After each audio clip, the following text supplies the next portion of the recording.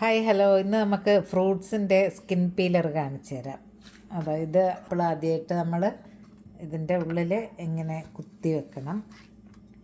എന്നിട്ട് മുകളിലത്തെ അതും കൂടെ കുറച്ച് താഴ്ത്തി അങ്ങനെ അത് ഏത് ഫ്രൂട്ടാണോ വേണ്ടത് അത് അങ്ങനെ ഇതിലോട്ട് നല്ലപോലെ ഇങ്ങനെ പ്രസ് ചെയ്ത് വെക്കുക. അത് കഴിഞ്ഞിട്ട് പിന്നെ അതിൻ്റെ ആ പീൽ ചെയ്യാൻ വേണ്ടിയിട്ടുള്ള ഒരു ഹാൻഡിലുണ്ട്, അതിങ്ങനെ ഫ്രൂട്ടിൻ്റെ മുകളിലായിട്ട് വെച്ച് കൊടുക്കുക. അങ്ങനെ ഹാൻഡിൽ ഫ്രൂട്ടൊക്കെ നല്ലപോലെ വെച്ചതിന് ശേഷം ആ സ്വിച്ച് ഓൺ ആക്കുക. അപ്പോൾ ഇതാ അതിൻ്റെ സ്കിന്നെല്ലാം ഇങ്ങനെ പീലായി വരും.